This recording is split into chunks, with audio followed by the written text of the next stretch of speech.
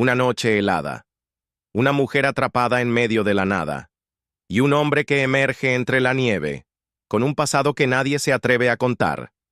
Ella solo quería ayudar. Él solo quería desaparecer. Pero el destino los cruzó cuando todo parecía perdido. Lo que comenzó como un rescate en la montaña, se convirtió en una historia de verdad, de peligro y de un amor imposible que desafiaría al poder y al silencio. ¿Te atreves a escucharla completa? Entonces quédate hasta el final, porque lo que pasó después te dejará sin aliento.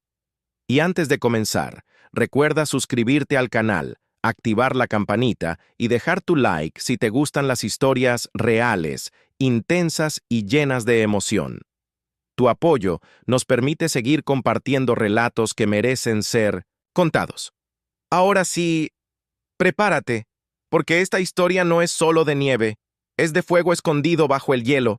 El viento aullaba entre los árboles, como si la montaña quisiera devorar lo que quedaba del día. La nieve golpeaba el parabrisas con furia, mientras Clara Montalvo, veterinaria de una fundación rural, apretaba el volante con fuerza. La carretera era apenas una sombra blanca, sin señales, sin final. El termómetro marcaba temperaturas bajo cero, y el cielo ya amenazaba con oscurecerse por completo. Clara llevaba horas manejando rumbo a un pequeño pueblo, donde una yegua agonizaba en labor de parto. La llamaron de emergencia, y como siempre, no lo dudó. Lo que no sabía era que esa decisión la cambiaría para siempre. El auto comenzó a patinar en la pendiente. Clara frenó, pero era tarde. Las ruedas no respondieron. El vehículo se deslizó y terminó atascado al borde de una zanja. Intentó encenderlo. Una vez, otra, nada. «Vamos, no me falles ahora», murmuró, golpeando el volante con desesperación. El Tico Skid. Silencio se hizo absoluto.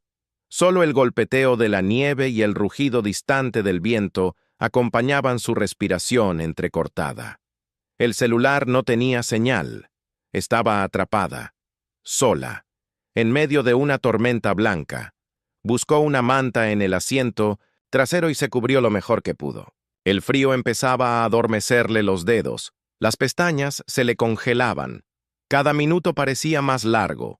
Pensó en su madre, en su perro, en la absurda ironía de morir congelada cuando solo quería salvar una vida, y entonces, un golpe seco. En el cristal la hizo abrir los ojos. Una silueta, alta, abrigada, una figura borrosa bajo la nevada. «Señorita, ¿está viva?» La voz era profunda, masculina, desesperada. Clara apenas pudo asentir. La puerta del auto se abrió con dificultad y un par de brazos fuertes la envolvieron. No opuso resistencia. Ni siquiera entendió a dónde la llevaban. Solo sintió calor. Y luego, oscuridad. Cuando volvió a abrir los ojos, ya no estaba en el auto. Estaba en una cabaña rústica, envuelta en mantas gruesas, y el crepitar de una chimenea le decía que seguía viva.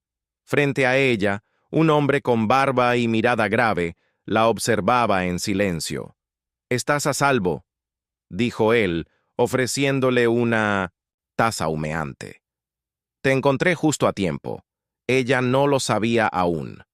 Pero aquel desconocido no era un hombre común. Se llamaba Lucas Beltrán, y había desaparecido meses atrás tras ser acusado de un crimen que juraba no haber cometido. Era un millonario fugitivo. Y Clara acababa de entrar en su mundo. El calor de la chimenea se colaba lentamente por las mantas.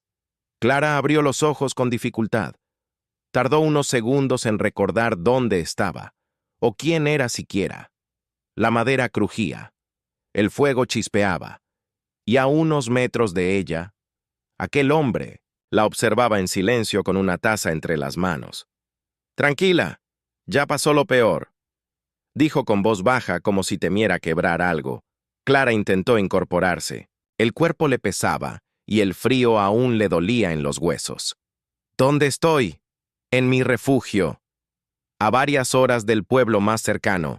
Te encontré justo antes de que la hipotermia hiciera lo suyo. Ella lo miró con desconfianza, aunque sus gestos no eran agresivos. Era un hombre alto, con barba descuidada y ojos grises, demasiado intensos para alguien que vivía solo. ¿Cómo supiste que estaba allí? Salí a buscar leña, respondió sin más. Vi las huellas del auto y me acerqué. Clara aceptó la taza caliente que él le tendía. La bebida tenía un sabor amargo pero reconfortante.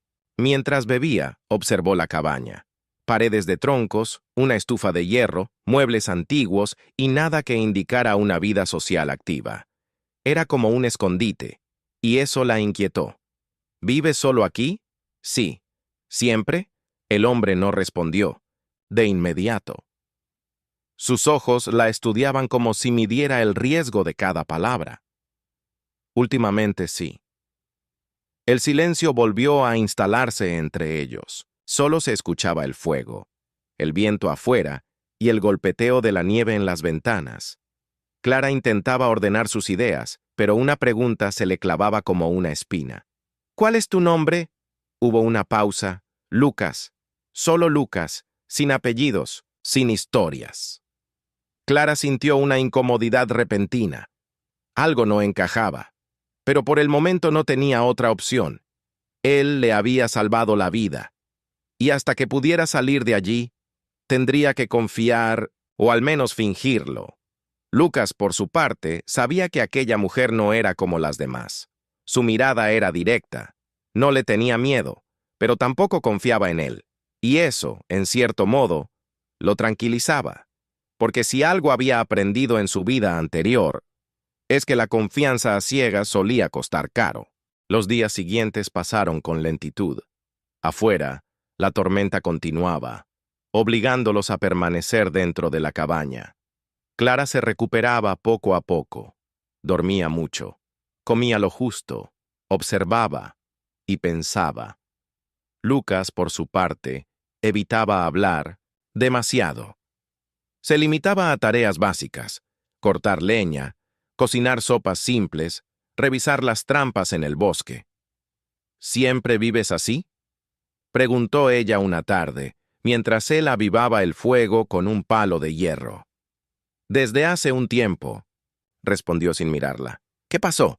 Lucas guardó silencio unos segundos. Luego se encogió de hombros. Digamos que el mundo dejó de ser un lugar seguro para mí. La respuesta fue tan ambigua como inquietante. Clara no insistió, pero algo dentro de ella ya comenzaba a inquietarse. El lugar, el aislamiento, su comportamiento reservado, todo apuntaba a que ese hombre no era simplemente un ermitaño. Una mañana, mientras Lucas estaba en el bosque, Clara se levantó con cautela. Buscó en la pequeña biblioteca, entre las repisas, en los cajones. No quería ser invasiva, pero sí entender quién la había salvado. Fue entonces cuando encontró una caja de madera bajo una manta vieja. Dentro, documentos, recortes de periódico y una fotografía desgastada. En la imagen, el mismo hombre que ahora la cuidaba, pero limpio, afeitado, con un traje elegante y una sonrisa discreta. El titular era claro: Lucas Beltrán, heredero del grupo Beltrán, desaparece tras escándalo financiero millonario. El corazón de Clara dio un salto. Sintió que le faltaba el aire. Retrocedió, cerrando la caja con rapidez. Todo tenía sentido ahora: su silencio, su aislamiento, su forma de evitar las preguntas. Lucas no era un desconocido cualquiera. Era un prófugo. Esa noche, cuando regresó, ella lo miró diferente, y él lo notó. ¿Encontraste algo?, preguntó sin rodeos. Clara lo sostuvo con la mirada. Sí, y quiero la verdad. No me mientas. Me salvaste la vida, pero ahora me la debes. Lucas no se defendió, no negó, solo se sentó frente a la chimenea, en silencio. No soy quien tú creías, pero tampoco soy el monstruo que los medios inventaron. Así, sin más preámbulos, la verdad empezó a asomar entre las llamas del fuego. Una historia que aún no había terminado, y que Clara tendría que decidir si quería escuchar hasta el final.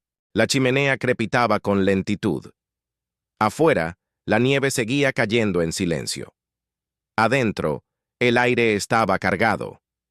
Clara permanecía sentada frente a Lucas, con las manos cruzadas sobre las rodillas. Él, con la mirada perdida en las llamas, sabía que no podía seguir ocultando nada. «Mi nombre completo es Lucas Beltrán Arístegui», dijo finalmente, como si pronunciara su propia sentencia. «Fui uno de los socios principales del Grupo Beltrán. Mi familia construyó ese imperio durante décadas, y yo lo perdí todo en meses». Clara no apartó la vista de él. Su expresión era firme, pero no agresiva. «¿Qué ocurrió?» «Un socio cercano, alguien en quien confiaba, creó una red de empresas falsas, desvió fondos, lavó dinero, y cuando el escándalo estalló, todas las pruebas apuntaban a mí. Él desapareció, y yo quedé solo». Lucas hizo una pausa. Tragó saliva. «Intenté defenderme, pero los abogados, los medios, incluso algunos jueces ya estaban comprados. Me convertí en el rostro perfecto del desastre, en el villano que todos necesitaban. Así que me fui. Vendí lo poco que quedaba a mi nombre y desaparecí». Clara apretó los labios. Sus pensamientos eran una tormenta. No sabía si creerle, pero algo en su voz, en su mirada, la alejaba del escepticismo. «¿Y por qué me salvaste?» «Podrías haber seguido de largo. Nadie te habría culpado». Lucas sonrió levemente, una sonrisa amarga. «Porque cuando te vi algo que ya no recordaba, en mí. Vida, instinto, lucha, y no podía dejar que esa chispa se apagara. El silencio entre ambos cambió, ya no era de sospecha, era de humanidad. No estoy huyendo por cobardía, Clara», añadió. «Estoy vivo gracias a que escapé, pero nunca dejé de buscar la forma de demostrar quién realmente fue el culpable». Ella lo miró largo rato. Luego se levantó sin decir palabra y se acercó a la ventana.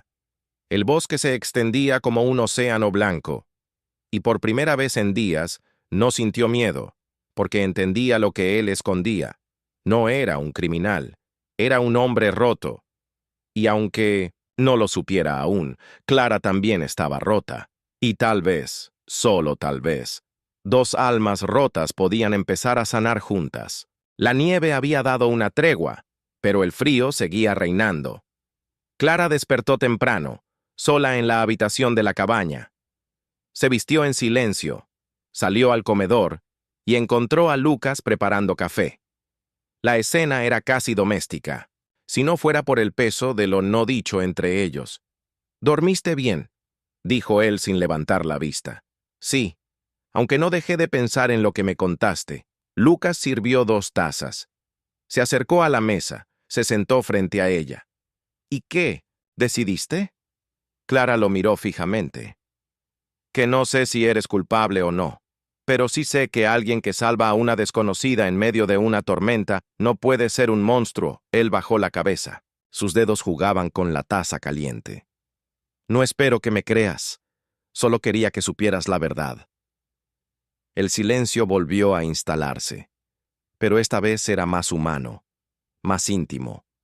Luego de desayunar, Clara aprovechó para estirar las piernas. Dio un par de vueltas por la cabaña, observando con otros ojos los objetos que antes le parecían sospechosos. Ahora entendía. Ese lugar no era un escondite. Era una tumba sin nombre, donde Lucas había sepultado su identidad. En uno de los estantes encontró una libreta. No era un diario, sino un registro. Había fechas, nombres, cuentas, lugares. Clara comprendió entonces que Lucas no se había resignado. Estaba investigando, recopilando pruebas, buscando una salida. Cuando él regresó, lo enfrentó. «¿Esto que tienes aquí es tu forma de reconstruir lo que te hicieron?» Lucas asintió. Si algún día lograba volver, necesitaba estar preparado. Clara sostuvo la libreta contra su pecho. «Pues ese día llegó. No voy a dejar que sigas cargando con esto solo». Lucas la miró, sorprendido, y por un segundo se permitió una emoción que creía extinguida. esperanza. ¿Por qué me ayudarías?, preguntó. Clara respiró hondo. No buscó las palabras. Solo dijo lo que sentía. Porque ya no eres un desconocido para mí. Y porque algo en mí ya no quiere que te vayas. No hubo besos.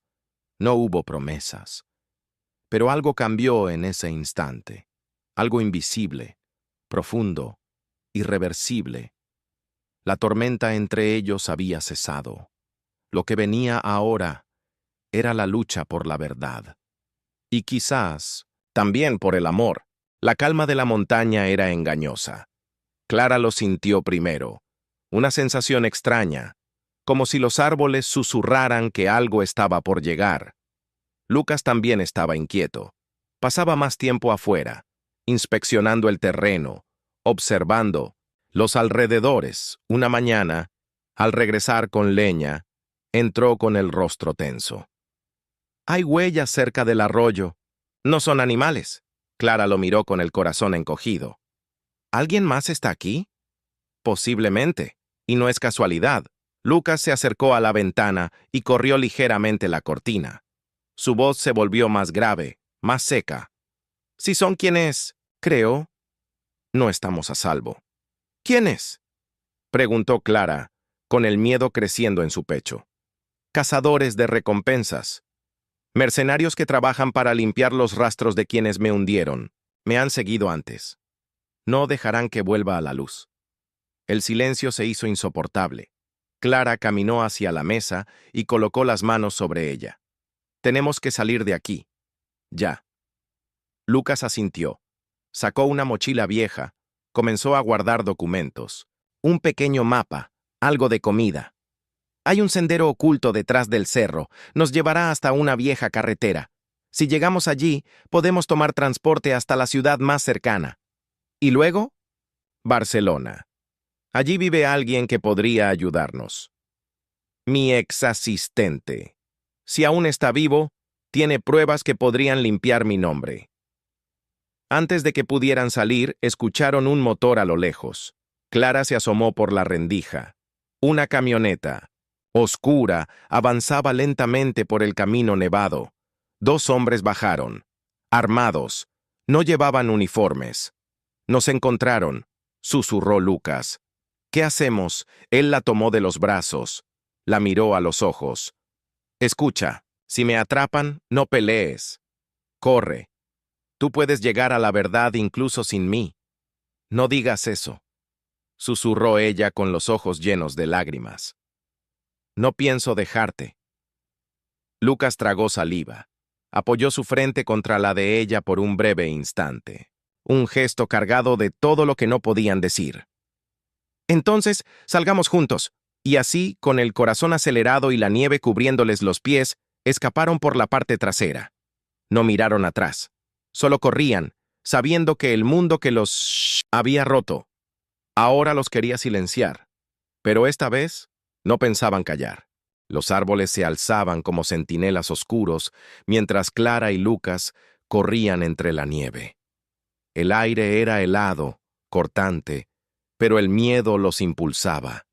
Atrás, la cabaña se perdía en la neblina blanca, y los pasos de los perseguidores se hacían cada vez más cercanos. Por aquí, dijo Lucas apartando ramas con fuerza. Hay un paso entre las rocas que nos saca al otro lado del valle. Clara no preguntaba, solo lo seguía. Confiaba en él, más de lo que jamás habría imaginado. Las voces de los hombres comenzaron a escucharse detrás. Gritaban entre sí, con armas, en mano, disparando advertencias al aire.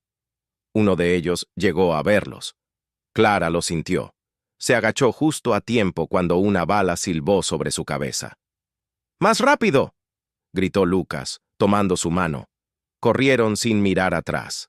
Cruzaron un arroyo congelado, treparon una pendiente empinada, y al final del bosque encontraron un viejo galpón de caza, abandonado, sin puertas, solo un techo, paredes a medio caer y restos de herramientas oxidadas.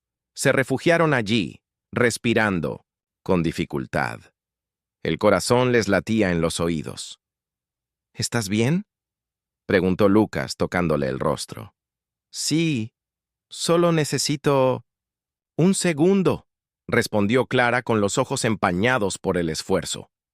Lucas observó el camino por donde habían venido. No había rastros visibles. El viento y la nieve lo cubrían todo. Si logran seguirnos, será por intuición, pero ganamos tiempo. Clara se dejó caer sobre una manta polvorienta que encontró entre los restos. Se cubrió y lo miró. Nunca imaginé terminar así, corriendo por mi vida con un hombre que el mundo llama criminal, y que yo no puedo dejar de ver. Como héroe, Lucas se sentó frente a ella, bajó la mirada. No soy un héroe, Clara. Solo soy un hombre que ya no quiere esconderse. Entonces luchemos. No por lo que fuiste, sino por lo que podrías ser. Por lo que somos ahora. Por un instante, no hubo ruido, ni frío, ni miedo. Solo dos personas mirándose, como si el resto del mundo hubiera dejado de existir. Esa noche no durmieron, pero tampoco temieron como antes, porque sabían que lo que sentían ya no podía ser enterrado por la nieve ni por el pasado. El amanecer los encontró exhaustos, pero vivos. El sol apenas rompía entre las montañas nevadas cuando Lucas y Clara abandonaron el refugio improvisado. Necesitaban llegar a la carretera antes de que sus perseguidores retomaran la búsqueda. Tras horas caminando entre hielo y barro, vieron a lo lejos una carretera secundaria. Un granjero pasaba en un vehículo oxidado. Lucas levantó la mano. El hombre se detuvo. No hizo preguntas. Solo los miró con ojos cansados y asintió. «Los puedo acercar al pueblo», dijo. «Pero no digan sus nombres». Viajaron en silencio. Cuando llegaron a la estación de tren más cercana, compraron 2 boletos rumbo a Barcelona. Clara utilizó un nombre falso. Lucas solo dio su apellido a medias. En el vagón, el calor artificial y el traqueteo de las vías creaban una extraña sensación de calma. Por primera vez en días, Clara pudo cerrar los ojos y respirar. «Dijiste que en Barcelona vive alguien que puede ayudarte», murmuró. «Sí, Álvaro Muñoz. Fue mi asistente, el único que sabía todo sobre las finanzas internas. Si tiene copias de lo que sospecho, podríamos exponer la verdad. ¿Confías en él?» «Confío en que le pesa la conciencia», respondió Lucas. Mientras hablaban, Clara sacó su teléfono. Encontró una señal débil y buscó en redes. Álvaro tenía un perfil oculto, casi vacío, pero activo. Su última ubicación pública era de hace 2 semanas, en el barrio de Gracia. «Está en Barcelona. Podemos localizarlo». Lucas la miró con una mezcla de esperanza y miedo. Él sabía que no bastaba con tener pruebas. Necesitaban tiempo, estrategia y alguien que creyera en ellos. «Podríamos ir a la prensa», sugirió Clara. «Contar nuestra versión. ¿Y si no nos creen?» Ella le tomó la mano. «Entonces se la contaremos al mundo entero». El tren avanzaba, dejando atrás bosques, montañas y heridas. Clara apoyó la cabeza sobre su hombro. Lucas la rodeó con el brazo. Ninguno dijo nada. No hacía falta, porque ahora ya no huían.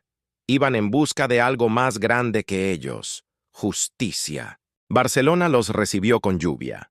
Las gotas golpeaban las aceras como un eco de todo lo que aún no se había dicho. Clara y Lucas bajaron del tren con las mochilas al hombro, evitando cámaras, evitando miradas. Se movían como sombras entre la multitud, como si el mundo no pudiera permitirse verlos. El primo de Clara, un joven músico de pocas palabras, los recibió en su pequeño piso del barrio gótico. No hizo preguntas, solo les ofreció café y una cama improvisada. «Quédense mientras puedan», dijo. «Pero si alguien toca esta puerta preguntando por ustedes, no estaré». Al día siguiente, Clara envió un mensaje cifrado a Álvaro Muñoz. Tardó horas en responder. Cuando finalmente lo hizo, su respuesta fue directa. «Mañana, 8 en punto. Ven solo». Pero Clara no estaba sola. y no pensaba volver a estarlo. Cuando llegó la hora, tomaron un taxi hasta una oficina discreta en un callejón cerca de l'Eixample. El edificio estaba medio abandonado. Lucas miraba en todas direcciones, tenso. Álvaro los esperaba en el tercer piso.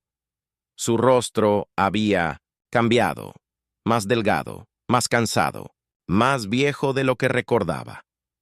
«Pensé que estabas muerto», dijo en cuanto Lucas cruzó la puerta. «Casi», respondió él.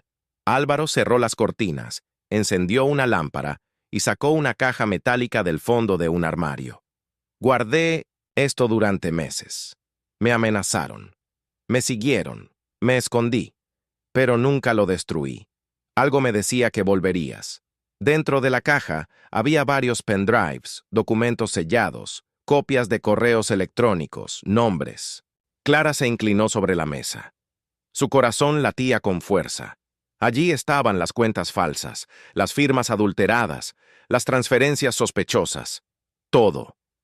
«Esto es suficiente», susurró Clara. «Con esto podemos probar que Lucas fue incriminado». Pero, antes de que pudieran reaccionar, alguien golpeó la puerta del edificio. 3 veces. Rápido. Fuerte. Álvaro apagó la luz. Lucas se acercó a la ventana. «Nos encontraron. Por la escalera trasera», dijo Álvaro. «Salgan ahora». Clara guardó los documentos en su mochila. Lucas tomó su mano.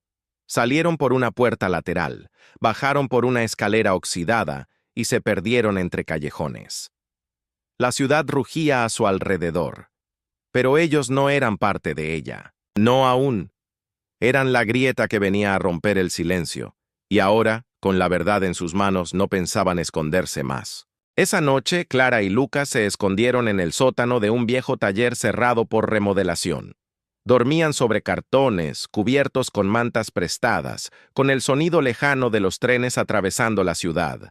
No era un hogar, pero era refugio. Lucas revisaba los documentos en su laptop, mientras Clara hacía copias de seguridad en una nube privada. Los nombres que aparecían en esos archivos eran de peso. Empresarios, políticos, banqueros. Todos habían tenido algo que ganar cuando él fue destruido públicamente. «Esto no puede quedar guardado», dijo Clara firme. «No es solo tu nombre. Son cientos de vidas que fueron manipuladas por estos hombres». Lucas asintió, con el rostro serio. «Podríamos entregarlo a la policía, pero hay gente allí que también está comprada, lo viví». «Entonces lo haremos público», propuso Clara.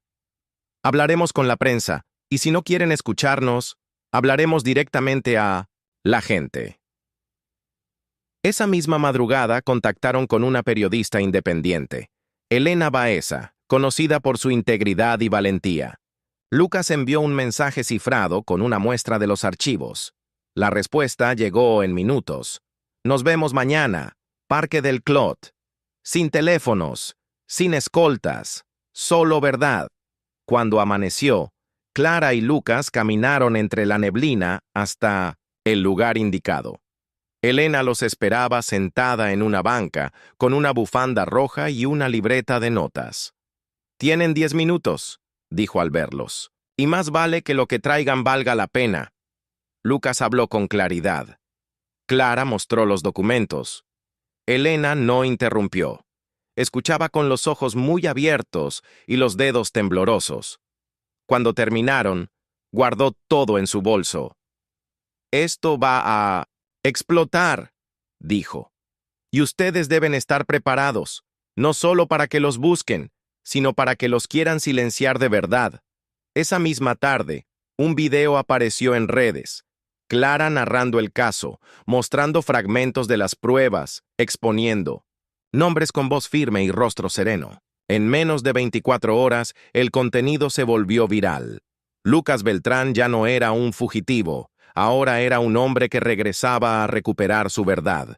Y mientras los medios se dividían entre la indignación y el miedo y los aliados del poder se removían en sus sillones de cuero, una frase quedó marcada en todos los titulares. La nieve no pudo enterrarlo, y ahora la verdad tampoco. El video se volvió imparable, compartido millones de veces, traducido a varios idiomas, replicado por periodistas, activistas y medios de todo tipo. Las pruebas hablaban por sí solas. Los nombres no eran rumores, eran documentos, firmas, fechas, cuentas. Todo real. Lucas y Clara se ocultaron en un piso pequeño, prestado por una amiga de Elena. Allí permanecieron mientras los noticieros explotaban con titulares. Lucas Beltrán no huyó, fue silenciado. El caso que puede derrumbar una red de poder. Pero con la fama, llegaron las sombras. Llamadas en medio de la noche. Mensajes anónimos, seguidores afuera del edificio. Una camioneta negra que no se movía durante horas. «Nos están vigilando», dijo Clara una tarde, cerrando las cortinas con fuerza. «Es una advertencia», respondió Lucas. «Quieren asustarnos. No lo lograrán». Elena, por su parte, estaba desatada. Publicó un reportaje especial, entrevistó a ex colaboradores, expuso contratos, su prestigio y credibilidad blindaban el caso, pero sabía que estaban en la cuerda floja. «Los quieren desacreditar», les dijo en una videollamada.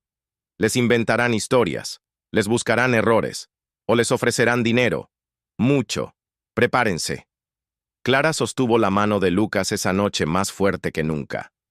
«No dejaremos que destruyan esto. No ahora». «¿Y si no lo logramos?», preguntó él con los ojos perdidos en el techo.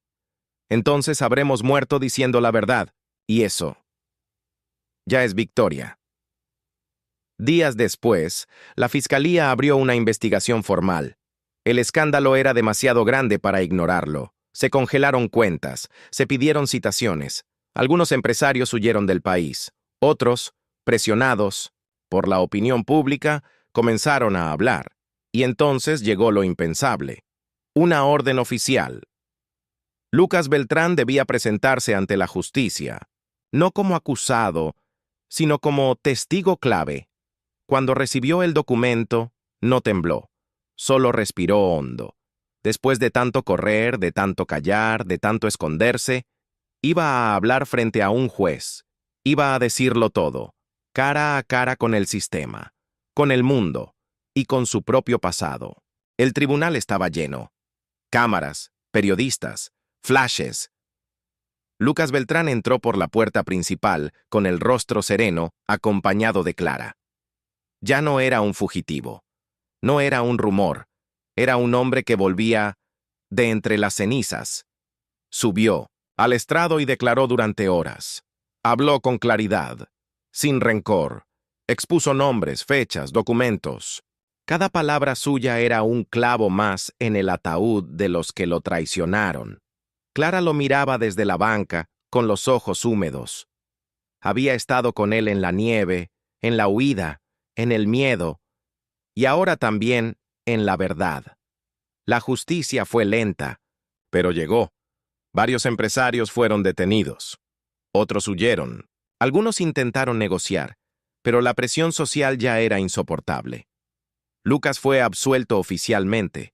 Su nombre, limpio, su caso, símbolo de resistencia. Las ofertas llegaron rápido. Empresas, bancos, medios, todos querían que él volviera. Pero Lucas dijo que no. «No me interesa reconstruir lo que ya fue. Quiero construir algo nuevo». Junto a Clara, fundaron una organización dedicada a proteger a denunciantes y personas inocentes atrapadas por sistemas corruptos. Lo llamaron La Trinchera, un refugio para los que ya no tenían voz. Vivían lejos del centro, en una casa sencilla, rodeada de árboles. Clara abrió una clínica veterinaria. Lucas escribía. Caminaban juntos al atardecer. Hablaban poco. Se miraban mucho. Cada invierno, cuando la nieve comenzaba a caer, Clara miraba por la ventana y recordaba el día en que todo cambió. El día en que pensó que moriría congelada y terminó salvada por un hombre que el mundo había condenado, sin escuchar. Lucas, por su parte, aún tenía cicatrices, algunas visibles, otras no. Pero había algo nuevo en él. Paz. Una noche, mientras tomaban té frente a la chimenea, Clara le dijo: ¿Alguna vez pensaste que esto sería posible? Él sonrió, mirándola con ternura. No, pero tampoco pensé que alguien se quedaría cuando todo ardía. Y tú lo hiciste. Ella apoyó la cabeza en su hombro. Y lo haría otra vez. Y así, sin promesas exageradas ni finales de cuento, siguieron adelante. 2 sobrevivientes, 2 luchadores, 2 personas que, entre el hielo, la mentira y el miedo, encontraron algo más fuerte que el dolor: el amor. A veces, el destino se oculta en los lugares más fríos, y otras veces es el corazón de alguien roto el que nos salva. Clara no solo sobrevivió a una tormenta de nieve, sobrevivió al miedo, a la mentira, y eligió el amor por encima del juicio. Lucas no solo limpió su nombre, reconstruyó su vida desde la verdad. Esta no fue una historia de huida, fue una historia de valentía, porque en un mundo donde muchos callan, ellos eligieron hablar. Si esta historia te tocó el alma, te invito a dejar tu comentario abajo. Queremos saber qué parte te emocionó más. Y no olvides suscribirte al canal, activar la campanita y compartir este video con alguien que también crea en las segundas oportunidades. Gracias por acompañarnos hasta el final. Nos vemos en la próxima historia, donde el corazón siempre tiene la última palabra.